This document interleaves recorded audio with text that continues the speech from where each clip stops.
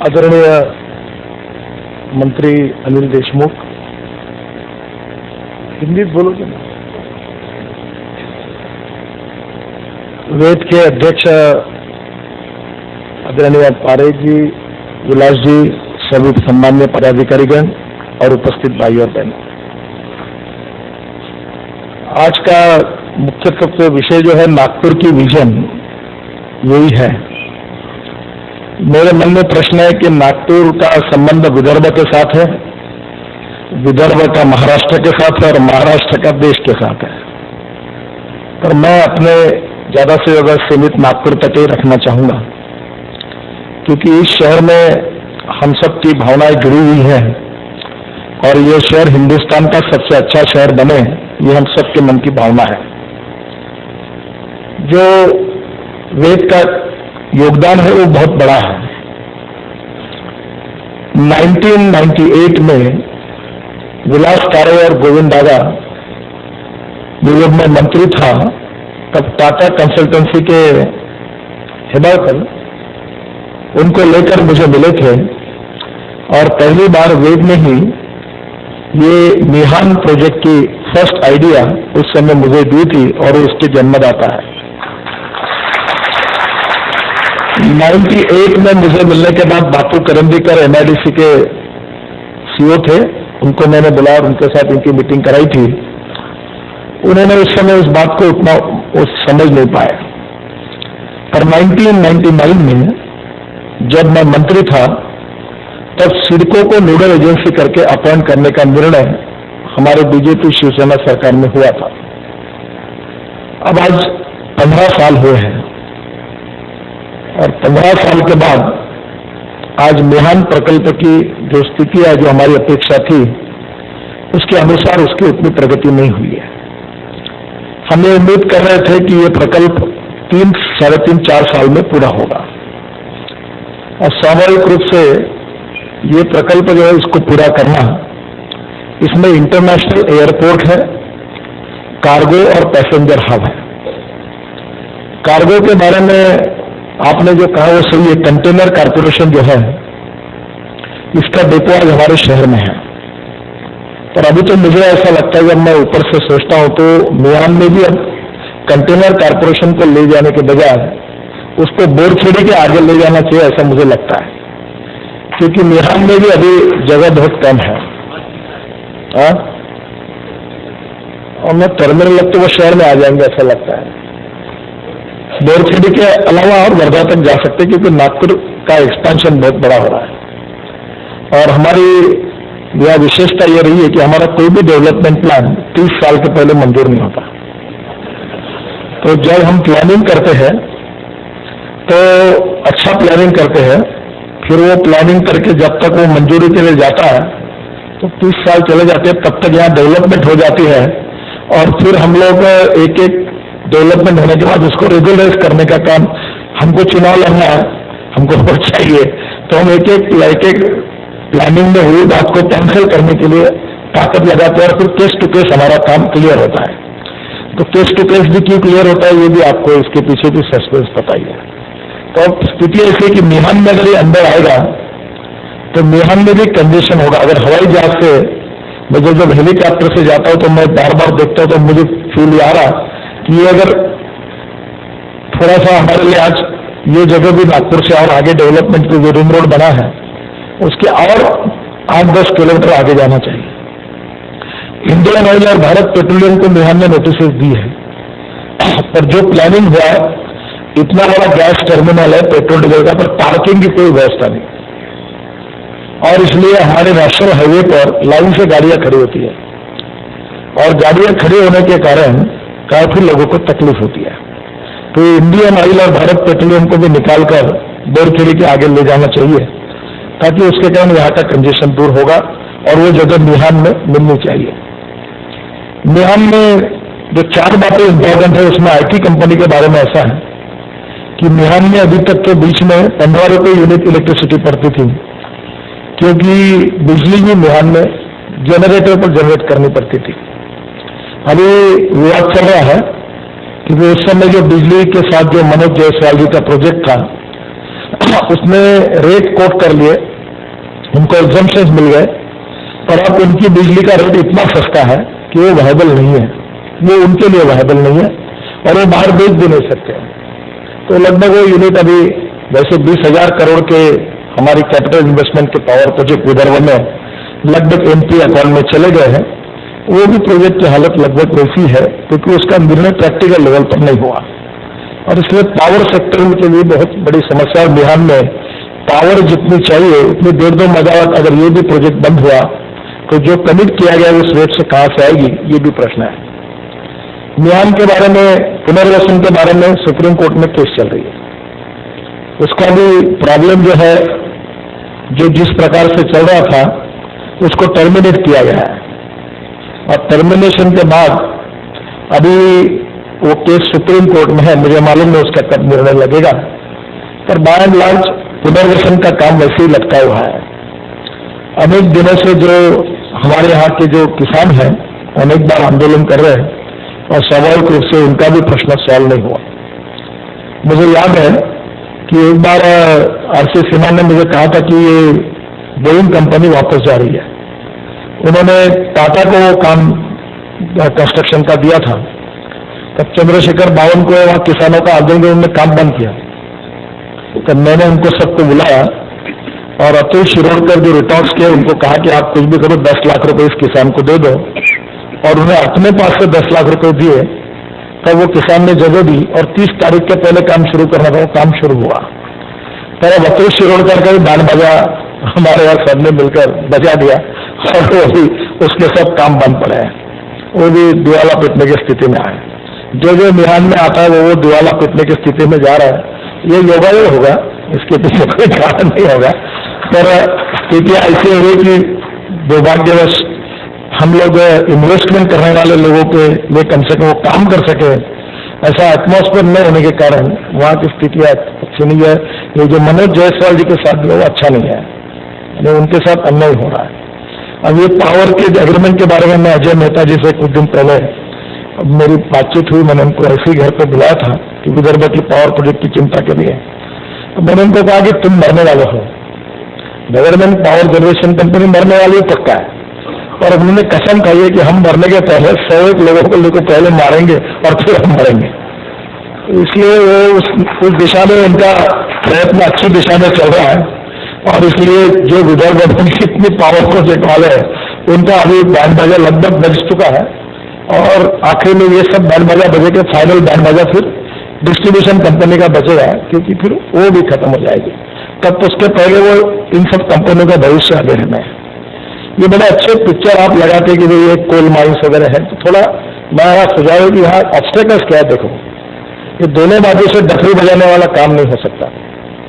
एक तरफ हमको इकोलॉजी इन्वायरमेंट चाहिए, पर अतिरिक्त कितना हुआ है। हम लोग $20 बिलियन का कोल अब इंपोर्ट कर रहे हैं। आशिया में सबसे ज्यादा कोल हमारे पास है। हमारा डॉलर जो है 63 रुपए पे चला गया। $60 बिलियन इलेक्ट्रॉनिक का इंपोर्ट है, और इंपोर्ट एक्सपोर्ट का इम्बैलेंस $350 बिलियन है। 6 लाख करोड़ का पेट्रोल गैस का है, और हम एक समय $1 एक रुपया था। आज हमारे विदर्भ में इतना बड़ा कोयला है, और आज हम लोग अपना कोयला निकाल नहीं सकते। उसकी जो इकोलॉजी के प्रॉब्लम है वो भी महत्वपूर्ण है, पुनर्वसन के भी प्रॉब्लम है, और WCL के बारे में तो आप सवाल नहीं उठाते। ये तो 420 की चीटिंग केस है। जो अपने शिरपुरकर साहब है, उन्होंने एक अच्छा जजमेंट दिया कि 1700 करोड़ रुपए ये WCL ने ये MSEB को देना चाहिए, ऐसा उन्होंने कहा है। ये WCL का रूल ऐसा है कि सोने के पैसे लेना और चांदी भी नहीं, उसमें उन्होंने लोहे को बेचना। तो इनको जो कोल देते हैं सबको, ये बोलते नहीं, क्योंकि आधे कोल के धंधे वाले जो ब्लैक मार्केट का काम करते हैं, वो स्वाभाविक रूप से कोई बोलने का ये नहीं रखता। मैं पॉलिटिशियन हूँ, मुझे कोई लेना नहीं, पर मेरी इच्छा है कि 420 की चीटिंग केस डाल के इनके ऊपर केस करनी चाहिए। आप इसको PL डालो, क्योंकि ये कोयला 1 ग्रेड का देते हैं, और उसमें 2 ग्रेड डाउन का कैलोरिक वैल्यू वाला कोयला इंडस्ट्री को मिलता है, और इसके कारण लूट मची है। और उसमें कारण ये है कि कोल माइन में मिट्टी भी निकालना और कोयला निकालना, तो वो काम आउटसोर्स किया है। तो मिट्टी निकालना आसान है और कोल निकालना कठिन है। तो कॉन्ट्रैक्टर क्या करता है, मिट्टी ज्यादा निकालता है और कोल में डाल देता है, टन में उसको पैसा टन के भाव से मिलता है। तो हम बहुत लोग कोल के नाम से आधी मिट्टी खरीद के लाते हैं और वो उसका कैलोरिक वैल्यू बहुत कम होता है, उसका कोई चेकिंग नहीं होता, कुछ नहीं होता, ना लेबोरेटरी में भेजा जाता है। वो बोलते हैं हमारा कोल इस कैलोरिक वैल्यू का है, तुम साइन करो, पैसे दो, नहीं तो तुम्हारा लिंकेज कैंसिल हो जाएगा। तो अब वो शिरपुरकर साहब का अच्छा जजमेंट आया, जिसके कारण कुछ राहत बढ़ी है। एमएससीबी को 1700 करोड़ रुपए की क्लेम हमने मान्य किए। तो मुझे लगता है कोल का विषय तो आप अलग से जरूर करिए। नागपुर में मिहान प्रोजेक्ट जो है, इसमें एम्प्लॉयमेंट पोटेंशियल बहुत आ सकता है और इसके लिए अभी 4G भी आ रहा है।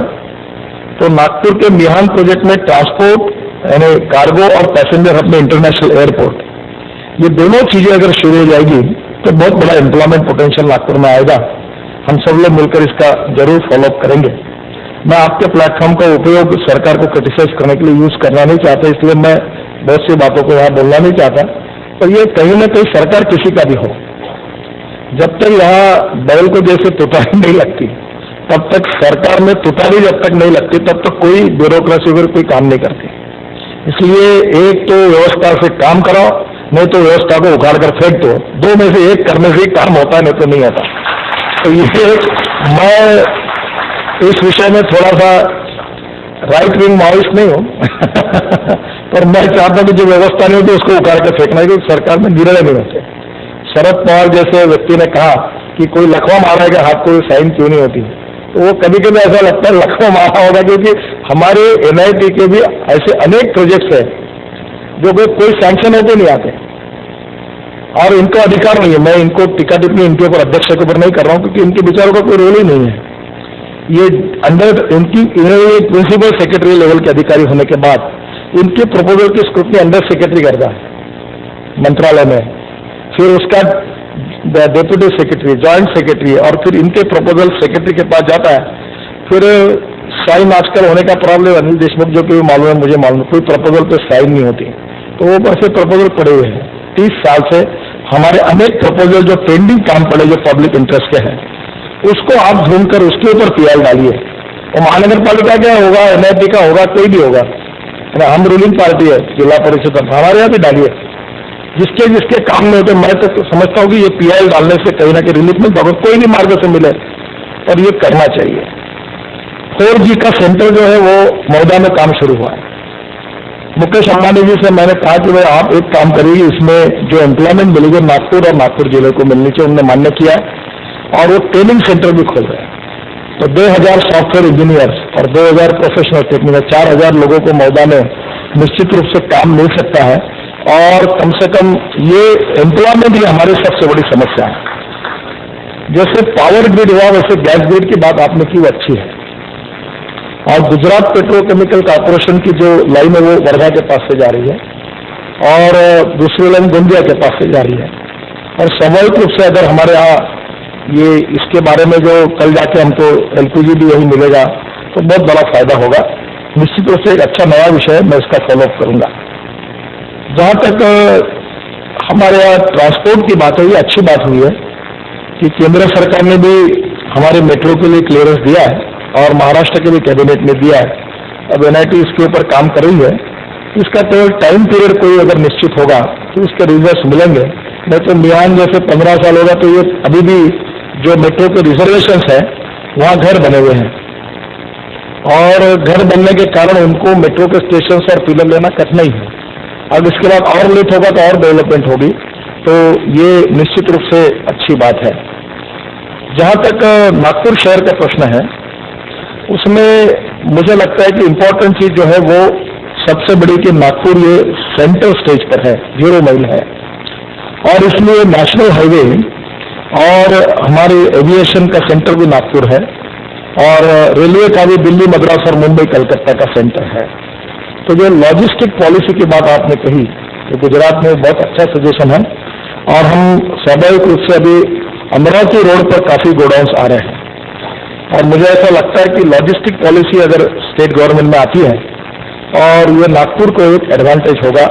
और ये बात मेरे भी नजर में अभी तक नहीं आई थी, पर आपका पॉइंट बहुत सही है, जरूर हम इसके लिए कोशिश करेंगे। नागपुर में जहां तक कुछ चीजें कारपोरेशन से रिलेटेड है, कुछ एनआईटी से रिलेटेड है, और कारपोरेशन से रिलेटेड कुछ प्रोजेक्ट्स में ठीक काम हुआ है। जो पानी का विषय है उसमें Nagpur is the first city in the country जो 24/7 पर काम कर रही है। ये टोटल प्रोजेक्ट 1650 करोड़ का है। इसमें 450 करोड़ रुपए का जो पहला काम यह है कि तेज से जो पानी नागपुर में आ रहा था वो कैनाल से आता था, और उसमें कम से कम 100 से 110 MLD पानी जमीन में चला जाता था। तो वो स्टील के पाइप में आएगा, तो ये इसके कारण नागपुर में करीब 120 MLD पानी बढ़ेगा। फिर कनान का भी डबल कैपेसिटी हुई है, उसका मशीनिंग भी नए प्रकार से हुआ है, उसका भी पानी बढ़ा है। अभी 24 पानी की टाकियां बनाने का काम उसमें 22 लगभग पूरी होती हुई आई है। और नागपुर की जो पानी की पाइपलाइन है वो काफी सड़ी हुई है। ये पर्टिकुलर मेरा ड्रीम प्रोजेक्ट होने का मैं इसका हर बार मॉनिटरिंग करता हूँ। अब देशपांडे लेआउट और शांतिनगर में 16 घंटे 14 घंटे तक पानी आया है, और शिवाजी नगर में भी 24/7 इम्प्लीमेंट हुआ है। मेरा अंदाज है कि इसको कंप्यूटराइज सिस्टम से हमने कारपोरेशन में जोड़ा है। अब फ्लो मीटर लगेंगे, और नागपुर में ऐसी स्थिति थी कि करीब 65% पानी कहाँ जाता है किसी को पता नहीं था, और उसका आइडेंटिफिकेशन नहीं हो रहा था। पर अब पानी का ऑडिटिंग होगा, फ्लो मीटर लगेंगे, और सभी एरिया को इक्वल वाटर डिस्ट्रीब्यूशन होगा, और कंप्यूटर पर सब दिखेगा। और अभी जो कनेक्शन की संख्या है वो भी बढ़ेगी, और रेट नहीं बढ़ेंगे, रेट इतने ही रहेंगे। और मेरा ऐसा अंदाज है कि आने वाले 1 साल के अंदर ये योजना 1600 करोड़ की है, जिसमें JNRM का केंद्र सरकार का भी सहयोग मिला है, राज्य सरकार का भी मिला है। और ये योजना में अभी NIT ने भी करीब काफी 100 करोड़ के टेंडर निकाले हैं, और मुझे लगता है कि नागपुर के सभी लेआउट्स में इसमें से पानी जाएगा, और पानी कम से कम सबको मिलेगा। दूसरी एक पानी के बारे में और अच्छी बात हुई है कि हमारे यहाँ जो सीवेज का वाटर है उसको रिसाइकलिंग करने का पहला प्रोजेक्ट नागपुर ये देश की पहली म्यूनिसिपल कॉर्पोरेशन है कि MSEB के साथ हमने करार किया है, और 18 करोड़ रुपए साल की रॉयल्टी नागपुर म्यूनिसिपल कॉर्पोरेशन को केवल टॉयलेट का पानी बेचकर मिलने वाली है। और ये पहली बात है कि ये इकोलॉजी के दृष्टि से एनवायरमेंट की बहुत अच्छी बात है। इसका दूसरा भी प्रोजेक्ट भांडेवाड़ी में अभी BOT पर करके जो आउटस्कर्ट में नागपुर डेवलप हो रहा है, वहाँ 2 पाइपलाइन है, पीने के पानी की पाइपलाइन अलग है, और नए नए टाउनशिप को यूज वाटर जो है उसके लिए ये रिसाइकलिंग किया वाटर है, ऐसा कोशिश की जा रही है। तो उसको अभी परमिशन नहीं मिली है, और क्योंकि उसकी चर्चा विवाद टेंडर होकर फिर वो टेंडर अभी मुंबई भेजा है, फिर मुंबई से परमिशन, तो वो ड्यू टू वेरियस रीजन आप अगर कोई चीज क्यों नहीं होती, इसका अगर आप उनके इंटरेक्शन करके फिर अगर रीजन डॉक्यूमेंट में रखोगे तो कौन जिम्मेदार है, क्या ये पब्लिक को पता चल जाता है, तो फिर लोगों में उसका अग्रेस्ट होगा, कोई PR डालेगा, कोई निवेदन देगा, कोई आंदोलन करेगा, तो उसका फायदा होगा। तो ये मुझे लगता है ये पूरी प्रोसेस अगर होगी तो और अच्छा होगा। सबसे इंपॉर्टेंट चीज नागपुर की डेंजरस चीज कोई है तो नागपुर में शेड्यूल कास्ट और शेड्यूल ट्राइब, ये जो 2 कम्युनिटी है, भंडारा, चंद्रपुर, नागपुर, और नागपुर में उत्तर नागपुर पार्ट है, इसमें सिकल सेल की बहुत बड़ी बीमारी है, और ये पर्टिकुलरली शेड्यूल कास्ट और शेड्यूल ट्राइब में है। लोग मर रहे, इससे बड़ा संकट ही नहीं कोई। उत्तर नागपुर में जब इसके कैंप होते, क्योंकि मैं इसमें काम करता हूँ, मिलिंद माने करके एक डॉक्टर काम करते हैं, बहुत पीछे लगकर एक यूनिट हमने नए में शुरू किया था। मैं लगातार हाउस में विषय उठाता था, और डॉक्टर श्रीखंडे उस पर काम करती थी। एक दिन उसकी बदली कर दी, और वो सेंटर ही बंद कर दी। मिलिंद माने जहाँ कर रहा था वो भी बंद किया गया, क्योंकि वो पॉलिटिकली सूट नहीं करता, उसका भी बंद हुआ। अब ये कारपोरेशन ने ब्लड देने के लिए एक स्कीम बनाई है, और सीकल सेल के बारे में जो पेशेंट की संख्या है वो विदर्भ की सबसे बड़ी समस्या है। मुझे पता नहीं कि कितना आपको इसकी ग्रेविटी आई। भंडारा, चंद्रपुर, गढ़चिरौली में schedule tribe and schedule caste, मैं ऐसा समझता हूं कि अगर ठीक कंट्रोल नहीं किया गया तो लाखों लोगों का जीवन इसके बाद उद्ध्वस्त होने की स्थिति पर है। जैसे हम एड्स के धोखे के बारे में कहते हैं, वैसे सीकल सेल वैसे ही है, बहुत भयंकर है। और इसकी सबसे इंपॉर्टेंट चीज है कि इसकी मेडिकल ट्रीटमेंट नागपुर में हो, और इसलिए मैंने अपने इसमें भी रखा हुआ, और हम लोग कोशिश भी लगातार कर रहे हैं कि नागपुर में इसकी लेबोरेटरी सीकल सेल की और इसके ऊपर उपाय करने वाली बेंगलोर में हॉस्पिटल में इसके ऑपरेशन होते हैं। छोटे छोटे बच्चे, महिलाओं को हुआ है, बहुत कॉस्टली है। सरकार की ओर से ऐसा हॉस्पिटल उत्तर नागपुर में शुरू हो कि यहाँ लगभग free of charge sickle cell पर ब्लड चेंज करना और इसके ऑपरेशन की व्यवस्था हो, ये नागपुर के लिए सबसे महत्वपूर्ण बात है। जहां तक हेल्थ के बारे में है, आपने अच्छी बात कही, मैं भी इसके पीछे पड़ा हूं। नागपुर शहर में जो हॉस्पिटल्स के लिए जगह रिजर्व है, उसमें 2.5 FSI अगर मिलता है और उसमें 20% अगर कमर्शियल बेचा जाता है तो उसमें से हॉस्पिटल खड़ा हो सकता है फ्री ऑफ चार्ज। जैसे झांसी रानी चौक में बुटी की प्राथमिक स्कूल और उसके बाजू में डिस्पेंसरी थी, तो उसका प्रोजेक्ट बना। ऐसे नागपुर में कम से कम 20 जगह है जो हॉस्पिटल के लिए NIT के पास और कॉर्पोरेशन के पास पड़ी है। और NIT को ये और कॉर्पोरेशन की भूमिका स्वीकारनी होगी कि इसमें BOT पर डेवलप करके जो भी हॉस्पिटल 50% गवर्नमेंट रेट से ट्रीट करेगा और 50% वार्ड गवर्नमेंट रेट से होंगे और गरीबों को उसमें प्राथमिकता मिलेगी। और मैंने उस मॉडल को ऐसा तैयार किया था कि कॉर्पोरेशन टैक्स नहीं लेगी उससे, इलेक्ट्रिक फ्री ऑफ चार्ज देगी और वाटर बिल नहीं लेगी। तो ये 3 चीजों के कारण ऑक्ट्राई नहीं लेंगी जो मशीनरी बाहर से आएगी, तो हम उसको सब्सिडी एक प्रकार की ये समझें। और ऐसे 15-20 चैरिटेबल ट्रस्ट के अच्छे हॉस्पिटल्स अगर नागपुर में तैयार होंगे तो गरीबों की जान बच सकती है। आज मुझे पता नहीं आप लोगों को इसमें कितना जानकारियां है। आज एक डायलिसिस करने के लिए 2,500 रुपये लगते हैं और 10,000 रुपये महीने से नागपुर में कम से कम आज 8,500 से 10,000 पेशेंट है जिनको रेगुलर डायलिसिस करना पड़ता है। और इस 10,000 पेशेंट में से 9,000 पेशेंट ऐसे हैं कि जिनका महीने का इनकम 8,000 रुपये से कम है, उनको मरने के सिवा कोई पर्याय नहीं। जायसवाल कमिश्नर थे, मैं बहुत आग्रह से एक दिन मेरा उनसे बहुत झगड़ा हुआ, तब हमने BOT पर ये डॉक्टर उखड़कर करके रामदासपेट में उनको कॉर्पोरेशन का संयुक्त उपक्रम किया है और अब 500 रुपये में डायलिसिस की योजना वहां शुरू की है। तो रोज 200-300 गरीबों को 500 रुपये में डायलिसिस करते हैं। आवश्यकता इन हॉस्पिटल्स की जगह को हम लोग ऐसे कम से कम 4-5 डायलिसिस सेंटर खोलें। और ये मुंबई में, अहमदाबाद में सामाजिक संस्था आगे आई है और वो डायलिसिस सेंटर ऐसे चलाते हैं। मैं आपसे आह्वान करूंगा कि ऐसे डायलिसिस सेंटर चैरिटेबल ट्रस्ट बनाकर अगर आते हैं तो उसका फायदा होगा। मेडिकल कॉलेज में दवाई नहीं मिलती, मशीनें बंद पड़ी हुई है, लोगों की हालत होती है। अभी गरीब आदमी को मरने के सिवा कोई पर्याय नहीं और इसलिए हेल्थ के बारे में अगर ये हो जाएगा तो बहुत अच्छा होगा। सुप्रीम कोर्ट ने बहुत अच्छा जजमेंट दिया है। मैं तो मानता हूं कि ये आने वाले पिछले 20-25 साल का इतना समाज के हित में जेनेरिक मेडिसिन के बारे में जो जजमेंट है वो बहुत बड़ा है। एक कैंसर का इंजेक्शन 36,000 रुपये में मिलता है और जेनेरिक का अभी 6,000 रुपये में मिलता है। लूट मची, लूट। यानी फार्मास्यूटिकल कंपनी में प्रोडक्शन कॉस्ट क्या है ये पूछकर अभी एक बार देख लो तो 10 पैसे की गोली 9 रुपये 80 पैसे में बेचते, 10 रुपये में बेचते, ऐसा इट्स टू मच।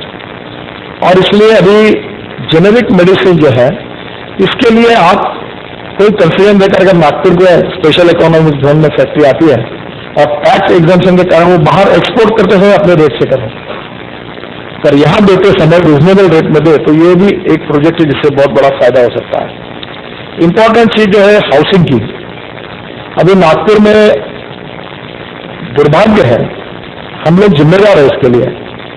आज नागपुर में कोई डेवलपमेंट की स्कीम नहीं। जब नागो गाड़ा अर्जुन दास कुकरेजा ट्रस्टी थे, ये मैं बात कर रहा हूँ 1971-74, नहीं ये पुलोत का राज्य था तब, उस समय की बात है। तब इकोनॉमिकल वीकर सेक्शन के लिए EWS करके एक स्कीम थी और जिसमें उत्तर नागपुर में गरीबों को, दलित समाज के, मुस्लिम समाज के गरीब लोगों को 2-2 ढाई में प्लॉट मिले। अभी NIT की एक भी स्कीम हासिल की नहीं, बड़े मुश्किल से सब जगह पर ये आप लोग जगह लेके बैठे। मैंने एक बार कहा था कि आप ओपन कर दो पहले से, जिसको आना उसको डेवलप करने दो। केवल डेवलपमेंट प्लान में इतना देखो 24 घंटे में क्लियरेंस हो कि आपके पीछे इसमें कोई ऑब्स्टेकल है क्या, और उसको बोलो। अभी जिसको घर खरीदना है वो वर्धा रोड पर खरीदी करना चाहता है, तो काटे रोड पर तुमने क्यों नहीं खरीदता, ऐसा तो कोई प्लानर नहीं पूछ सकता। जहां लोग खरीदना चाहते हैं वहां स्कीम बनाओ, और जब ज्यादा प्लॉट अवेलेबल हो जाएंगे तो कॉस्ट कम हो जाएगी। और लो कॉस्ट हाउसिंग जो है 500 स्क्वायर फीट के अंदर के ही घर बनने चाहिए। इसका कारण ये है कि आज सब स्कीम वाले अपने 30 लाख 40 लाख 50 लाख का फ्लैट बना रहे, कौन खरीदी करेगा? और इसलिए आज गरीब आदमी घर नहीं खरीद सकता। और नागपुर इंप्रूवमेंट ट्रस्ट के लिए मैं भी थोड़ा सा गिल्टी फील कर रहा हूँ। ये संस्था जब डिसॉल्व होने वाले की बात आई थी और निर्णय सरकार का हमारे समय हुआ था, तब देवेंद्र फडणवीस और सब एमएलए का था कि इसको बर्खास्त करो। तो मैं अकेला था कि मैंने इसको बचाने का काम किया है। आई फील दैट जो जीवन की अनेक गलतियां की, उसमें से एक मैंने ये भी गलती की कि एनआईटी को जिंदा रखने का काम किया। ये संस्था नागपुर को चूस रही है। ये केवल कमर्शियल प्लॉट लेकर ऑक्शन करती है और पैसे कमाती है। इन्होंने 25 साल में गरीबों के लिए कोई लो कॉस्ट हाउसिंग स्कीम नहीं, कोई जगह नहीं, कोई नहीं, और ये बड़े बड़े प्लॉट लेकर करते पैसे बनाते। I am not talking as president, ये इनका भी कोई संबंध नहीं। सरकार की नीति ऐसी है कि सुप्रीम कोर्ट ने अभी एनआईटी को पब्लिक यूटिलिटी के एजुकेशन में प्लॉट देने को बंद कर दिया। ठीक है, कोई तो भी फॉर्मूला ढूंढ लो। आज स्कूल कॉलेज के लिए प्लॉट में आपने कहा कि भारतीय विद्या भवन को प्लॉट, ये मेरे कारण कारपोरेशन में स्कूलें बचे नहीं, सब नेताओं की आंखें इसके ऊपर है। और मैंने एक बार बिल्कुल कहा कि तुम एक को भी देगी तो याद रखना मैं हूं, तब वो रुके हैं। बराबर सब नेताओं के, सभी पार्टी के नेताओं के, उसमें कोई भेदभाव नहीं है। सब कारपोरेशन के स्कूल ग्राफ्ट करने के लिए एप्लीकेशन कर चुके हैं। अब उसमें मैंने उनको कहा कि एक कमेटी बना और भारतीय विद्या भवन को, बनवारीलाल जी को बुलाकर मैंने कहा आपको जो भी स्कूल, क्योंकि उसमें एजुकेशन क्राइटेरिया रखा है, मैंने बोला 3 एक्स-वाइस चांसलर चुनो और शिवाजी साइंस कॉलेज है, अम्बेडकर कॉलेज है, सोमलवार हाई स्कूल है, भारतीय विद्या भवन है, इसके अंदर कोई भी किसी की संस्था जिसका मेरिट का रिकॉर्ड वो तैयार करो और कारपोरेशन के स्कूल ज्वाइंट वेंचर में उनको दे दो। तो हमने स्कीम बनाई है। पर बनवारीलाल जी ने कोई, मैंने कहा कि विद्या भवन चाहे उसमें स्कूल ले ले, बोले हमको नहीं चाहिए। अब एक स्कीम बनवारीलाल जी को वो एनआईटी में, मैं भी पीछे पड़कर, मैंने भी दी, एनआईटी ने भी दी, उनने ये मिर्ची अगर मिली तो सुप्रीम कोर्ट तक केस चल रही है। आज भारतीय विद्या में एडमिशन नहीं मिलती, अभी हो गया क्लियर, अभी सुप्रीम कोर्ट में केस चालू है। हाँ, डाल गया ना, हो गया सुप्रीम कोर्ट का केस है, पर काम शुरू है थैंक्स टू एनआईटी। आज त्रिमूर्ति नगर की स्कीम शुरू होगी।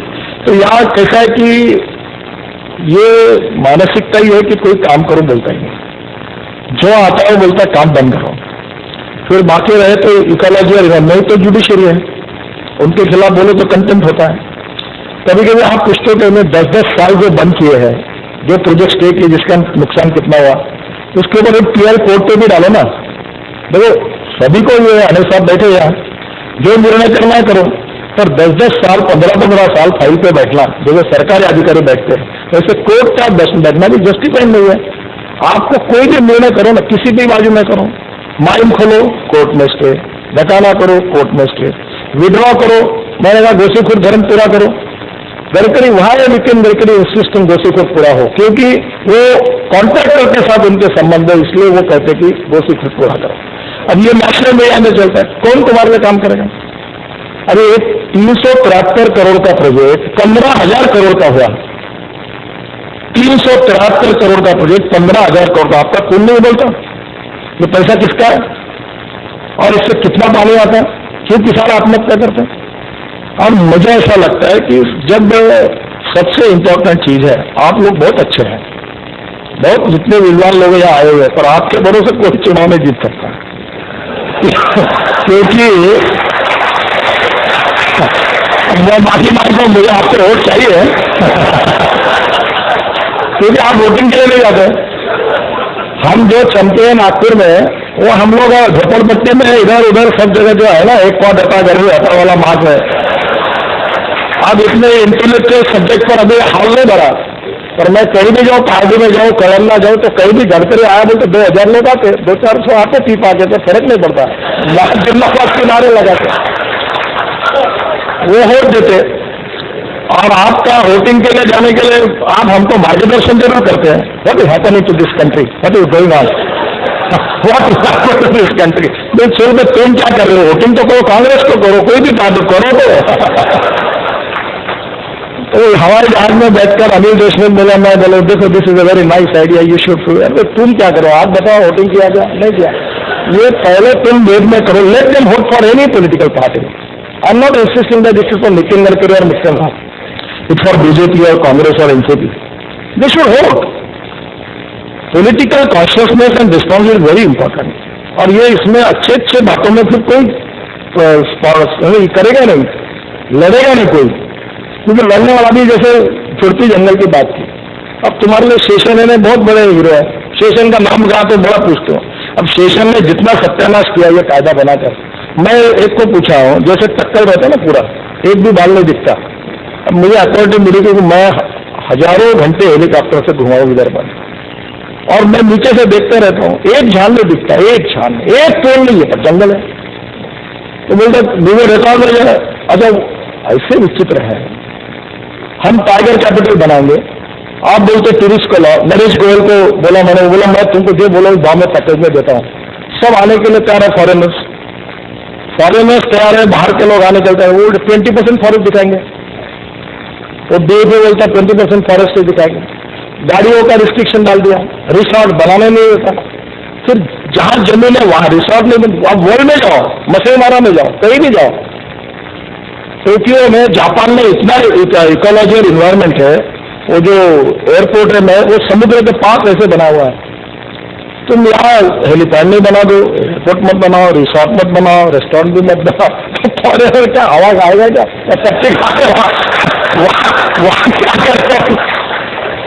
और वो बोलते हैं अंदर जाने का टाइम ठीक है डिसिप्लिन में. तो ये जो एक्ट बनाए हुए हैं, अभी आप देखो, मध्य प्रदेश का पेच है कर्मागिरी का, वो डेवलप हो गया, वो फॉरेस्ट एक्ट में बैठ गया, वहां 5000 लोगों को एम्प्लॉयमेंट मिला. और महाराष्ट्र का पेच है, वो तो DFO एक बार मेरा मित्र था क्लासमेट, वो बोले वो आदिवासी आकर डैम में मच्छी पकड़ते हैं, उसके झगड़े हुए. तो मैं वो मच्छी पकड़ते तो उसका तुम्हारे इन्वायरमेंट से क्या संबंध है? नहीं बोलो विल नॉट अलाउ. क्यों नहीं अलाउ? तो मच्छी तू खाएगा क्या? मतलब नहीं, बोले मैं भी नहीं खाऊंगा, ऐसे रहेगी, पर हम मच्छी नहीं पकड़ने देंगे क्योंकि AP का फॉरेस्ट इन्वायरमेंट एक्ट लगा. तो आदिवासी मरेगा नहीं. अच्छा, एक बार मच्छी पकड़े तो और पैदा होगी, उसमें तो कोई प्रॉब्लम नहीं है. तो यहाँ पूरा महाराष्ट्र का पेज ऐसा ही है, जहाँ कुछ काम नहीं हुआ.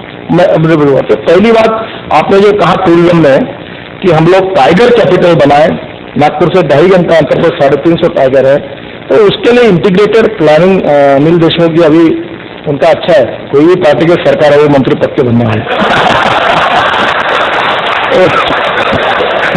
तो आपने उनको सही करना, क्योंकि वो बेचारे जो भी लिखेंगे कोई भी कैबिनेट में रख पाएंगे. तो अभी ऐसी स्थिति है कि ये जब तक ये टूरिज्म के हिसाब से टोटल पॉलिसी जो नहीं होगी, अब पत्रकार कदम को आपने भी कहा, पत्रकार बिल्कुल झाला म्हणून समज में काय चिंताच करू नको, काय झालं काय नाही झालं मला. ते पण गेले होते टायगर पाहायला, मी म्हणलं ते पत्रकारात आपण संख्या वाढवा गाड्यांची, रिसोर्ट, या very very good idea, don't bother लेते, आई विल डू इट, झाला म्हणून समज में. आता झाला टाइम जाता है. तो ये इसका फॉलो जो है वो होगा तो टूरिज्म बढ़ेगा, नागपुर का एम्प्लॉयमेंट उसी कारण बढ़ेगा. आज नागपुर के होटल्स में जो स्थिति है ऑक्यूपेंसी में बहुत कमी है, नॉन वायरल हो रहे होटल्स. आज होटल की रूम खाली पड़ी हुई है, कोई होटल बेचने के लिए निकले, इसका कारण ऑक्यूपेंसी नहीं है. अगर टूरिज्म बढ़ा तो नागपुर में निश्चित रूप से नया एम्प्लॉयमेंट पोटेंशियल इसमें आएगा. एक अच्छी स्कीम है हाउसिंग के बारे में, मुझे लगता है कि एक बार ये जो सिंगापुर पैटर्न है और मध्य प्रदेश और गुजरात में हुआ है कि सबसे इंपॉर्टेंट चीज है कि कोई भी आए तो road network, drainage system, electric system और ड्रिंकिंग वाटर इतना काम करे और प्लॉट लेके फिर लीज करे उसके प्लॉट. तो जब तक इसमें चेंज नहीं होगा तब तक कोई डेवलपमेंट नहीं होगी. और आपने एक समय इतने प्लॉट और इतने डेवलपर को परमिशन दो कि ये डेवलपर जो है रोज एडवर्टाइजमेंट देकर लोगों के घर घूमने जाके इंस्टॉलमेंट से प्लॉट देता हूं तुमको, एकदम इमीडिएटली प्राइसेस डाउन हो जाएगी. मैं जब मंत्री था तो ये स्टोन क्रशर वाले ब्लैक मार्केट करते थे, तो मैं उनको बहुत बार उनको समझाया कि ये मत करो, मेरा नाम तो ये लगता है रमेश गिरडे अध्यक्ष, तो अच्छा मेरे मित्र है. तो मैंने कहा रमेश तुम एक काम करो, तुम ये ब्लैक मार्केट कर रहे, तुम्हारी एसोसिएशन ये स्टोन क्रश की अच्छी नहीं है. तो मुझे सुनते नहीं मिले कोई. मैंने ठीक है, मतलब मैं एक सपना देख रहा हूँ, मैं तुमको भीख मांगने की स्थिति में लाऊंगा, तुम गिट्टी हाथ में लेकर नहीं घूमोगी तो मेरा नाम बदल दो. मैं वो अपनी महिला कलेक्टर के अभी जल संवर्धन डिपार्टमेंट में सेक्रेटरी हाउस ऑफिसर मलिनी शंकर, तो उनको लेके बैठा और मैंने खूब लोगों को आह्वान किया। 180 लोगों को मैंने permission the, land lease the stone crusher के लिए, और इतना प्रोडक्शन हुआ कि मेरी काया, मैंने तो ऐसे ही बोला था, ऐसी लग गई तो जो बैंड बाजा बच गया, जो भाव डाउन हो गए और फिर स्टॉक लगे, हाथ में गिट्टी घूमने की स्थिति में आए। वैसे ये इतने डेवलपर है, इतने खोल दो कि ये कोई भी 500 के ऊपर के फ्लैट बना रहे हैं। और लो कॉस्ट हाउसिंग नागपुर की सबसे बड़ी आवश्यकता है। जो व्यक्ति 10 लाख रुपए के तक का घर खरीद सकता है, 1% लोग केवल ऐसे कि जो 10 लाख के ऊपर का घर खरीद सकते देश में, तो क्या 99% लोगों को रहने का अधिकार नहीं है? और आप जब तक अवेलेबिलिटी ऑफ लैंड कर देंगे, अभी हमारे विजन डॉक्यूमेंट में तो मैंने लिखा है कि 500 स्क्वायर फीट के नीचे का जो घर लगा उसको 0% इंटरेस्ट से हम कर्जा देंगे, 500 स्क्वायर फीट का। तो 1% में जो है वो कैपेसिटी का 15% बढ़ेगी, तो स्टील और सीमेंट की खपत 15 गुना बढ़ेगी, देश में एम्प्लॉयमेंट पोटेंशियल बढ़ेगा, पूरा काम होगा और गरीबों को मकान मिलेगा। और जापान की सरकार ऐसी है, मुझे अभी एक प्राइम मिनिस्टर 8 दिन पहले मिले थे, वो कह रहे थे कि आपको चाहे उतना पैसा हेजिंग करके भी, क्योंकि जापान और कोरिया में स्थिति ऐसी है कि पैसा डिपॉजिट करने पर ब्याज देना पड़ता है, तो यहाँ हम लोग डिपॉजिट पर हमको मिलता है, वहां देना पड़ता है। तो उन्होंने कहा 1 लाख करोड़, 2 लाख करोड़, 5 लाख करोड़ हम इंडिया को देना चाहते हैं, और आप बोलो तो 2% पर लगेगा तो हेजिंग भी हम कर लेंगे। अब 2% पर मिला हुआ पैसा 5 लाख करोड़ अगर मिलता है, तो हम लोग river connectivity, low cost housing, ऐसे जो गरीबों के हितों के पैसे की कमी नहीं है। और ये अगर हमने किया तो मुझे लगता है ये इसमें बहुत अच्छी चीज है। एक लंदन स्ट्रीट की स्कीम अच्छी है, ये 35 हेक्टेयर जगह है और अच्छा भी काम करे। लोकेश चंद्र करके जो IAS ऑफिसर थे, the credit goes to him, कि उन्होंने डिफेंस की 35 हेक्टेयर लैंड नागपुर महानगर पालिका को मिलाकर दी, और ये प्रोजेक्ट का डिजाइन ऑफिस कॉन्ट्रैक्टर को मैंने आगरा से महानगर पालिका को बोलकर दिया है, और ये लंदन स्ट्रीट का हमने डिजाइन पूरा किया है। इसमें से ये 35 हेक्टेयर में 86 एकड़ की लैंड है। इसमें कारपोरेशन ने बहुत अच्छा प्लानिंग किया। उसमें हेल्थ के लिए हमने हेल्थ क्लब बनाया है, स्विमिंग टैंक्स है, स्पोर्ट्स के लिए है, लो कॉस्ट में बड़ा परिवार अपना सभा मंडप है, शादियों के लिए हॉल्स है, और कुछ कॉटेज के लिए भी है। तो ये टोटल स्कीम जो है नागपुर में, वेस्टर्न नागपुर में इसका बहुत उपयोग होगा। एक बात और अच्छी है जो आप इस पर थोड़ा सर्च करिए, मैं जो ऊपर से देखता हूँ तो अंबाझरी तालाब केवल 15% में पानी है, और बरसात जहाँ होती है, बिल्कुल आप जब पानी बरसात खत्म होती है तब देखो तो ये पानी 25% में आता है। तो 75% अंबाझरी तालाब के पास जमीन खाली पड़ी है, जो ऑरेंज रिसर्च इंस्टीट्यूट है वहां से। अब नागपुर यूनिवर्सिटी को बाबा साहब केदार जब मंत्री थे और भंडारकर वाइस चांसलर थे, तो मैंने और बाबा साहब ने उनको जबरदस्ती साइन करने के लिए लगाई, और यूनिवर्सिटी की जगह हमने सरकार को दी। अब वो प्रॉब्लम है, विवाद चल रहा है। तो अंबाझरी के पास, कारपोरेशन के पास 16 एकड़ जगह है, यूनिवर्सिटी के पास करीब 46 से 50 एकड़ जगह है, और ये जो खाली जगह है ये कम से कम मेरे हिसाब से 500-600 एकड़ जगह है। और इस तालाब को ठीक प्रकार से हम ये करेंगे तो जो हमारा कन्वेंशन सेंटर है, जो MIDC हिंगना और इधर के बीच में जोड़कर दोनों बाजू से हम वर्ल्ड स्टैंडर्ड का, इंटरनेशनल का ट्रेड का अगर कन्वेंशन सेंटर याद कर सकते हैं, तो जमीन झुड़पी जंगल में है, बहुत कठिन काम है उसको क्लियर करना। नहीं, ये हम मैं ड्यू रिस्पेक्ट भी थे, ये 25 सुरेश प्रभु भी कह गए थे, पर ये बहुत कठिन काम है। इसको जब तक कोई डचेट मिनिस्टर नहीं आएगा तब तक ये जो भारतीय शुक्राचार्य है ना, अंडर सेक्रेटरी देख सब वो बोलते हाँ यस सर बोलते, बाद में GR नहीं निकलता। दिल्ली में बहुत बड़े प्रॉब्लम है, पर फिर भी मैं बधाई देता हूँ तो अगर ये होगा तो ये बहुत बड़ा काम होगा। और ये अगर निकल गया तो बहुत आपका अभिनंदन, मैं बहुत आपको धन्यवाद दूँ, बहुत बड़ा काम है। तो ये अगर होगा तो ये जो कन्वेंशन सेंटर है, इसके लिए आप इसका जरूर विचार करिए।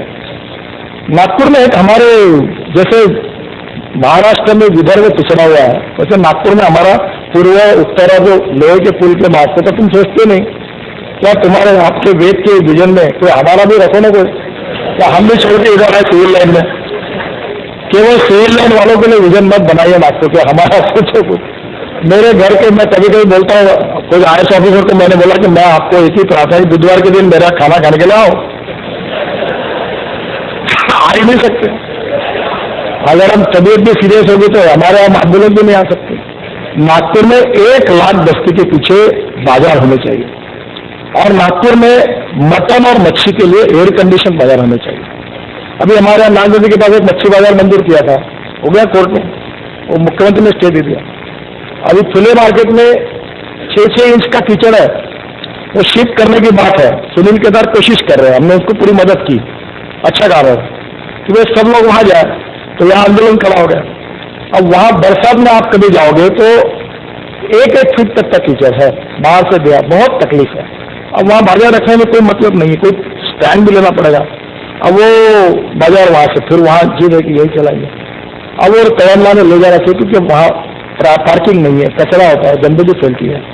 तो आप 1 लाख के बस्ती के पीछे एक फ्रूट वेजिटेबल मार्केट और कम से कम 2 लाख के बस्ती के पीछे एक मटन और मच्छी मार्केट एयर कंडीशन चाहिए। हेल्थ और हाइजीनिक पॉइंट ऑफ व्यू अच्छी बात है। अभी ये लंदन स्ट्रीट के बाजू में रास्ते पर ऐसे बकरे काटे हुए लोग लटका के बैठते हैं, और सब सिविलाइज एरिया में वो मटन जाता है, वेस्टर्न नागपुर में। और वो जो मटन है वो खाएंगे तो क्या हालत होगी बरसात के दिनों में। तो ये रोगराई फैलाने वाली बात है। इसलिए ये प्लान कारपोरेशन का, यूनाइटेड के पास कुछ जगह है, कारपोरेशन का नजुल के पास है, वो जगह बाजार के लिए देगी तो उसका फायदा होगा। दूसरा, हमारे इंडस्ट्री है। अभी हरी अपने अग्रवाल जी का नाम क्या, गंगाराम जी, उनका देहांत होगा, उनकी इंडस्ट्री बंद पड़ी है। अब पूरे हमारे यहाँ इंडस्ट्री जो है, ओल्ड इंडस्ट्रियल एरिया, अब आरा मशीन भी बंद पड़ी है, वो भी नागपुर के बाहर जा रही है। तो वहां के एरिया में हम लोग उसको कुछ जगह कमर्शियल करके इतवारी का जो पूरा ये हुआ है, उसको अगर हम इधर मार्केट्स को ला सकेंगे, होलसेल मार्केट्स को, किराना मार्केट को, तो इतवारी का कंजेशन दूर होगा। और इतवारी का आज तो ऐसा ही, इतवारी के गली में कभी आपको मौका मिलता है, मैं भी जाता हूँ, स्कूटर पर घूमता हूँ, तो हर जगह पर गली गली में सुपारी और इसके कच्चे के ऐसे अंदर जाओ। परसों मैं एक 3 बैग चौक में अंदर गया था, अंदर गली में घुस गया तो दुकानें, ये जो 3 फुट की गली और अंदर में बड़े बड़े दुकान, कैसे लोग रहेंगे, आग लगेगी तो क्या होगा, कोई बात नहीं। तो होलसेल और मार्केट को शिफ्ट करना इतवारी गांधीबाग से बहुत जरूरी है। एक इंपॉर्टेंट चीज जो है, धमतोली तो अब खराब हो गई पूरी, अब वो बचना कठिन है, बिलास अब तुम दूसरी जगह जाओ। हाँ, आप शिफ्ट हो गए, अच्छी बात हो गई, क्योंकि कारपोरेशन के नियमों में पार्किंग की कोई प्लानिंग नहीं, और ये कारपोरेशन है, ये शोभा की वस्तु है, इसमें मेयर वगैरह को कोई अधिकार नहीं है। कमिश्नर जो होता है वो under the mercy of chief commissioner है।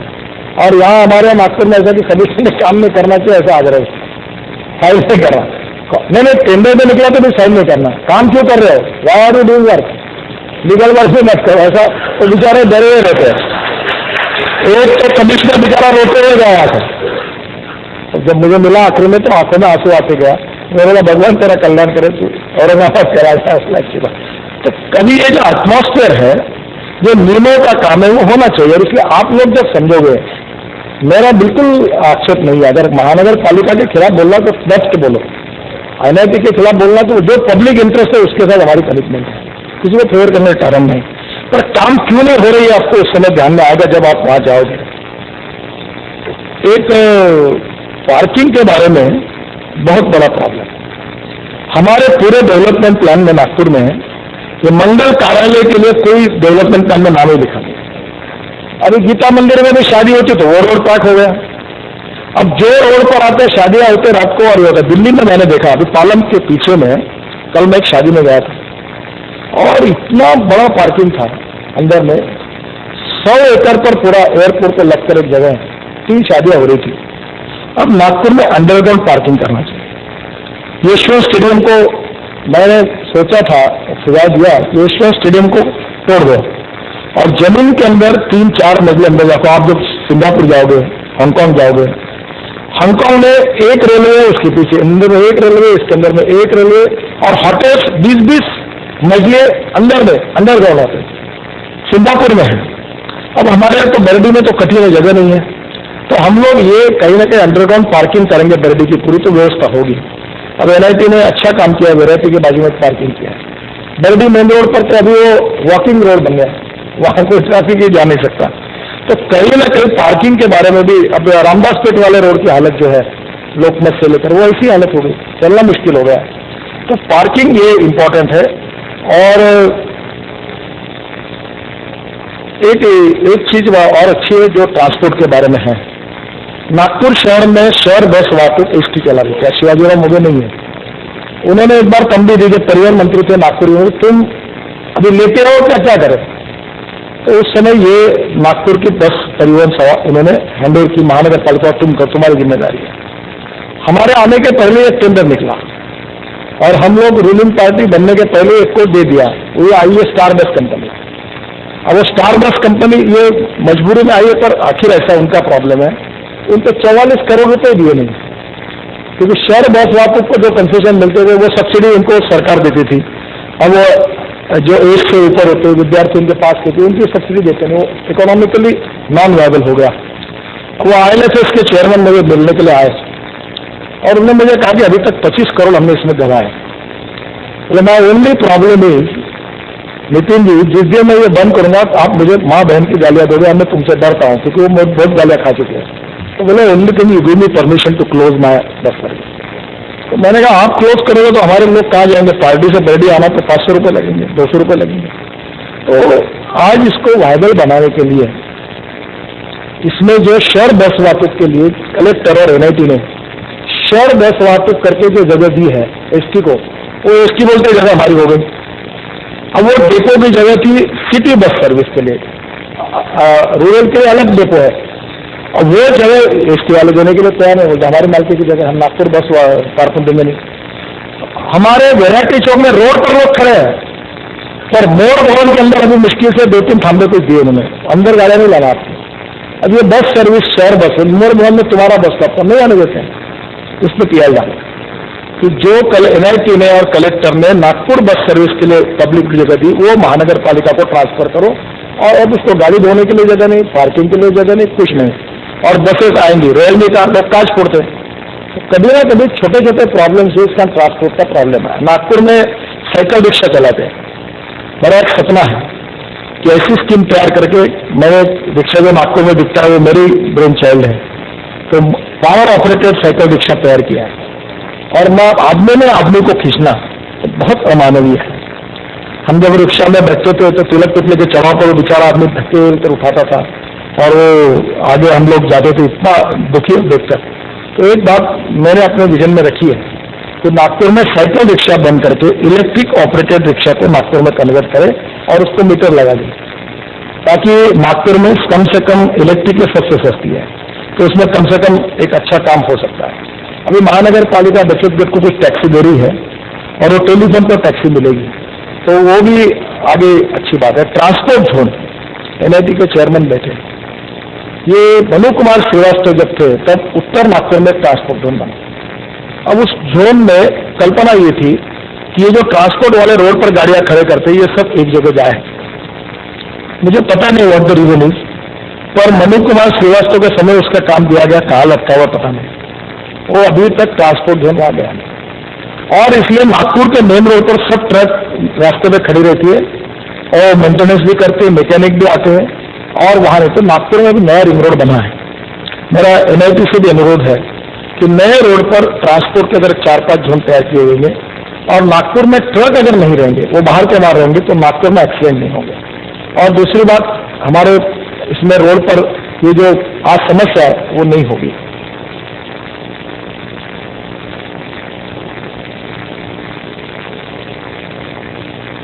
नागपुर में जो ज्येष्ठ नागरिक है, गार्डन्स अच्छे बने हुए, ये अभी एक शिवाजी नगर में गार्डन में बाम्बू का इको फ्रेंडली हॉल बना हुआ है। तो जो विशेष रूप से 60 साल के ऊपर के लोग हैं, उनका विचार करके कुछ गार्डन्स में उनके लिए कुछ एंटरटेनमेंट की चीजें आकर उनकी व्यवस्था करनी चाहिए, ताकि उनके लिए जब आदमी अकेला होता है और बड़ा से बड़ा आदमी जब अपने काम से निवृत्त होता है तो उसकी मनस्थिति बहुत अच्छी नहीं रहती। तो इसके लिए ये भी एक हो सकता है, जिसके लिए नागपुर में 78 बगीचे हैं और कुछ में व्यवस्था हो सकती है। बगीचों की स्थिति काफी अच्छी है। इम्प्रेशन वाला संभव नहीं है, मैं कोशिश करूंगा, क्योंकि अब लेना देना कुछ नहीं मुझे। और वो जगह ऑक्शन की थी और सुधीर मंत्री ने खरीदी की थी, उसकी कीमत 50-60 करोड़ रुपए आएगी, अभी 40-50 करोड़। तो फिर टेक्सटाइल डिपार्टमेंट कहेगा कि ये 40 करोड़ रुपए जो आपको गार्डन बनाना, तो कॉर्पोरेशन के प्रपोजल पर हम तैयार है, वो डेली एकड़ के हिसाब से हमारे पैसे जमा करें, और ये महानगर पालिका के हाल रही, इनको तो पॉइजन खाने के लिए पैसे नहीं, तो 40 करोड़ देके एक्वायर करेंगे, पगार मुश्किल से देते हैं, तो ये कहाँ से करेंगे 40 करोड़। तो एक हो सकता है कि अनिल देशमुख जी कोई हमारा आप लोगों को बोल्ड निर्णय कैबिनेट लगी 1 रुपया इस पर दे दो, या दूसरा है कि उसमें बदमाशी हो सकती है। अभी जो डेवलपमेंट प्लान बन गया उसमें वो पूरी जगह को गार्डन पे बता दो, और गार्डन देन बासो, तो ये काम आप कर सकते हो, वो कोई नहीं, पेन का काम है, 2 पैसे का इंक लाकर यूज कर, तो उसका पूरा गार्डन डाल दिया। तो जो ये मुंबई गया है, तो वो टेक्सटाइल वालों का भी कहना है कि इनको लोगों का देना है। जब एमएसटीसी को करोड़ रुपए कामगारों को देने, वो लॉस मेकिंग है, तो वो कहेंगे कि सर हमारी इतनी बड़ी जगह बेचकर हमारा पैसा आएगा तो हमको फुकट में दे रहे, तो हमको पैसे सरकार से मांगेगी, क्योंकि डॉक्टर बाबा साहेब अम्बेडकर जी के स्मारक के लिए जो एनटीसी की जगह आई है, उसमें भी यही प्रॉब्लम है, उनका भी कहना जस्टिफाइड है। और ये अगर इसमें इन्होंने एक छोटा सा इंक का उपयोग, ये बहुत अच्छा काम है। सबसे इंपॉर्टेंट चीज कोई करना है तो डेवलपमेंट प्लान बनाने वाला जो है, उसके कारों में लगकर जिसको मरवाना है उसके नाम पर गार्डन जो स्मशान भूमि सब दवा दो, अच्छे बिल्डर बर्बाद हो जाएंगे, और ये काम वो बड़ा डिसिप्लिन से होता है, तो ये अच्छा कुछ पब्लिक इंटरेस्ट में हो जाएगा, तो ये अच्छा काम हो जाएगा। मैं नागपुर में कंक्रीट रोड बनाने के लिए वकालत करते रहा हूँ, ये ब्लैक कॉटन सॉइल है, और नागपुर में रोड खराब होते हैं, यहाँ डामरी रोड टिकते ही नहीं है, बहुत खूबसूरत मेरे पर वहाँ पर मैंने जो रोड 1998-99 में बनाया, आज भी वैसे, और मैं गारंटी देता हूँ आपकी 5 पीढ़ियां भी आएगी तो भी रोड पर खड्डे नहीं पड़ेंगे, इतने मजबूत रहे। अब वो कॉर्पोरेशन में सभी में उत्साह है, क्योंकि हर साल टेंडर निकलना, हर साल रोड बनाना, और वही रोड बार बार बनाना, इसके सिवा आनंद का विषय कौन सा? तो ठेकेदार भी खुश, कारपोरेटर भी खुश, अधिकारी भी खुश है, तो कॉन्क्रीट रोड किए तो मेंटेनेंस ही नहीं लगता, और इसको आग्रह से बुलडोज करके करना चाहिए। चंद्रशेखर जब थे तब मैंने उनको आग्रह से कहा था कि जो रोड योजना में नहीं बनाई थी उस समय, वो केवल उसमें आप रोड ये कॉन्क्रीट के बनाओ, तो उन्होंने नहीं सुना, वो सब खराब हो गया। तो concrete road black cotton soil के कारण हमारी यह तकलीफ है। हम लोग अभी 100 करोड़ कॉर्पोरेशन बढ़ा रही है, धीरे धीरे नागपुर का पूरा रोड नेटवर्क कॉन्क्रीट में आएगा तो निश्चित रूप से होगा। नागपुर की स्मशान भूमिया जो है कब्रिस्तान, इसका टोटल प्लान तैयार किया है, और मेरा विश्वास है कि पहले तो वहाँ जाने लायक स्थिति नहीं थी, अब स्मशान भूमिया अच्छी बनी है, लोग घूमने के लिए जाने लगे वहाँ, और आने वाले समय में कब्रिस्तान और स्मशान भूमि, अभी मोमिनपुरा का मैंने भूमि पूजन किया था, मेरे डिप्यूटी मेयर साहिबाना उपस्थित है, और कब्रिस्तान अच्छा बना रहे, ताजबाग में भी अच्छे बना रहे, क्योंकि कब्रिस्तान और मोक्षधाम ऐसे कि जहाँ आखिरी समय अच्छा एटमॉस्फेयर चाहिए। तो दूसरा तालाब है, परसों मेरे पास एक फ्रेंच इंजीनियर आई थी, उसको मैंने कॉर्पोरेशन में अनिल जी की और फैमिली से उसने टेक्नोलॉजी लाई है, तो वो ऐसे है कि ये हमारा लाइट तालाब है, शुक्रवार तालाब है, अब आपके यहाँ ज्यादा है, हमारे यहाँ शुक्रवार तालाब में ड्रेनेज लाइन छोड़ दी है, थैंक्स टू कॉर्पोरेशन, पूरे एरिया के ड्रेनेज लाइन छोड़ दी अंदर, यानी इकोलॉजी और इन्वायरमेंट बहुत इंपॉर्टेंट है। और मैंने कहा ये पूरी ड्रेनेज लाइन बंद करो, और शुक्रवार तालाब का पानी शुद्ध हो, वहाँ वाटर ट्रांसपोर्ट, बोटिंग सब तालाब में हो सकती है। मैंने जब तेलंग खेती की स्कीम तैयार की थी तो मुझे लिटरली रिजेक्ट की गई थी, तो मैं कहता था कि मुझे नागपुर में चौपाटी बनानी है, तो अर्बन डेवलपमेंट में जोसेफ करके सेक्रेटरी बोले कि साहब क्या बात कर रहे हो, नागपुर में चौपाटी बन सकती है? मैंने आर्किटेक्ट को पूछा, हो सकती है। आज मैं जब तेलंग खेती को देखता हूँ, दोनों बाजू में इतने दुकान हुए और इतनी अच्छी चौपाटी हुई है, और तेलंग खेती एक टूरिस्ट का आकर्षण बना है। अब उसमें तेलंग खेती बगीचा में लाइट एंड साउंड शो मंजूर था, वो नहीं हुआ, जिसमें नागपुर की हिस्ट्री के ऊपर हो सकता है। और रोपवे से बॉटनिकल गार्डन जो है, वहां दुनिया भर की अन्य स्पीसीज लाई है। आज पूरा बॉटनिकल गार्डन के पेड़ सूख गए, मर गए। बॉटनिकल गार्डन की जो कल्पना थी, अमेरिका से लेकर वर्ल्ड से हमने जानकारियां लाई थी। अब वो कोई तो एक दुखद शादी वहां होती है, वो लॉन भी ठीक नहीं है। तो बॉटनिकल गार्डन ये सही में बॉटनिकल गार्डन बने, जो वर्ल्ड प्राइड का बन सकता है। शेक्सपियर का जो गांव है जन्मगांव, वहां मैं लंदन के पास गया था, बर्मिंघम के पास, हाँ, वहां इतना सुंदर बॉटनिकल गार्डन है। अभी परसों मैं कनाडा में गया था, इतना रोज गार्डन सुंदर था कि ऐसा लगा कि मन प्रसन्न हो जाता है। तो हमारे यहाँ भी हो सकता है। तो ये रोप वे से यहाँ से वहां तक जा सकते हैं। और आखिर में अब इसके लिए और एक अच्छी बात आप डालिए, अब सी प्लेन आए हैं। पोर्ट ब्लेयर में पानी में उतरने वाले प्लेन, मैंने बयास से इनॉग्रेशन हुआ था, तो अब समुद्र में या पानी में या तालाब में उतरने वाले प्लेन है, जैसे हेलीपोर्ट बनाना है, सी पोर्ट बनाना है, एयरपोर्ट बनाना है, अब ये सी वाटर पोर्ट बन सकते हैं। और हम लोग तेलंगाना से निकलकर हम लोग मुंबई में जाकर कोई बिहार लेक में उतर सकते हैं। तो ये नया कंसेप्ट है और ये सी प्लेन अभी इंडिया में कंपनी लेके आई है। हमारे यहाँ भी ये ट्रांसपोर्ट के हिसाब से भी ये तेलंगाना है, अंबाजोरी है, इसका उपयोग करके हम लोग ये भी सर्विस शुरू कर सकते हैं और इसलिए निश्चित रूप से इसका उपयोग होगा। एक अच्छी चीज नागपुर महानगर पालिका में है कि वो जो स्लोप है अंबाजोरी का, मैंने सुझाव दिया कि इसमें 500-700 फूड स्टॉल तैयार करो, कम से कम 4-5 हजार बेरोजगारों को रोजगार मिलेगा, क्योंकि रोजगार ये सबसे बड़ा प्रॉब्लम है। और जो चाइनीज होटल में जाते जो 50 रुपये प्लेट होगा, 15 रुपये प्लेट मिलेगा, और वहाँ गरीब लोग स्कूटर नीचे रखकर 1000-1500 स्कूटर और 300-400 गाड़ियां नीचे में पार्किंग हो सकता है, और वहीं बैठकर अंबाजोरी के नीचे में लोग फूड जोन बनाया जाएगा। तो शंकर नगर चौक, ये अपना यशवंत स्टेडियम के ऊपर जो फुटपाथ पर जो है, ये सब वहाँ शिफ्ट हो जाएंगे। तो ये एक अच्छा होगा और क्वालिटी फूड वहाँ मिलेगा, कॉफी शॉप होगा, आइसक्रीम शॉप होगा हैदराबाद। ये इसकी भी एक डिजाइन तैयार हुआ है, फिर उसको इन्वायरमेंट के लिए कमिश्नर ने मुंबई भेजा, अब वो घूमते घूमते फाइल घूम रही है मुझे पता नहीं कहाँ तक आई है, और अगर उनकी परमिशन मिल जाए तो टेंडर के जाएगी, तो इससे रोजगार मिलेगा। मैं इम्पोर्टेंट चाहता हूँ कि नागपुर में कम से कम 50,000 युवाओं को 5 साल में रोजगार मिलना चाहिए। हमारी गरीबी, भूखमरी जो है, इसका कारण बेरोजगारी है। बेरोजगारी इसलिए कि हमने रोजगार के अवसर निर्माण नहीं किया है। तो मुझे लगता है कि ये एक इम्पोर्टेंट चीज है और इसमें निश्चित रूप से बहुत सी चीजें आपने भी रखी हुई, मैं रिपीट नहीं करता। और अच्छी बात इसमें हेल्थ के बारे में और डिटेल में जा सकते हैं। मैं एक सुझाव आपको दूंगा, आपको धन्यवाद दूंगा कि कम से कम आपने इस पर चर्चा शुरू की। मैं तो 24 घंटे सोचते रहता, जब हवाई जहाज में बैठता तो भी सोचता हूँ क्या हुआ क्या नहीं हुआ, मुझे आदत लगी है, तो मैं सोचता रहता हूँ कि ये हो सकता है, ये हो सकता है। तो अब मेरा प्रॉब्लम हुआ है, मैं नागपुर से ज़्यादा बाकी भी सोचने का काम ज़्यादा आया, तो मैं गंगा का क्या होगा, यमुना का क्या होगा, तो ये दुनिया भर के विषयों का भी काम कर रहा हूँ। पर मैं आपको बताता हूँ कि you can donate I, but you can not donate vision. आप आंखें दान कर सकते हो, दृष्टि दान नहीं कर सकते। The lack of the vision is the big problem, और विजन देने का काम आप जैसे विद्वानों का है, क्योंकि हम राजनीति में 1000-1000, 1,500 लोग मिलते हैं, तो किताब में पढ़ सकते हैं, न लिख सकते हैं, न पढ़ सकते, एक अखबार मुश्किल से पढ़ सकते हैं। दिन भर 1,500 लोग घर में घुसे रहते हैं, कहाँ से हम पढ़ेंगे, कहाँ से बात करेंगे। आप एक थिंक टैंक बनिए और एक डेवलपमेंट का थिंक टैंक बनाकर इस थिंक टैंक को आप 40 सब्जेक्ट में डिवाइड कर दीजिए, टूरिज्म, इंडस्ट्री, और फिर आप एक काम करिए, इसमें 4 एजेंसी आई है, नागपुर म्यूनिसिपल कॉर्पोरेशन है, NIT है, स्टेट गवर्नमेंट है और सेंट्रल गवर्नमेंट है। फिर कौन से स्टेज पर किसके थ्रू काम है उनसे इंटरेक्शन करिए और फिर उसको चैप्टर वाइज उसका फॉलोअप करिए। जो काम ठीक से नहीं होता उसमें PR डालिए ताकि कोर्ट से दंड आए, और जो नहीं होता वो पब्लिक एंटिटी है उनको फॉलोअप करिए, उनको दीजिए। ये कैटलिस्ट जैसा काम करना ये बहुत आवश्यक है और वेद का इसमें बहुत अच्छा कंट्रीब्यूशन रहा है।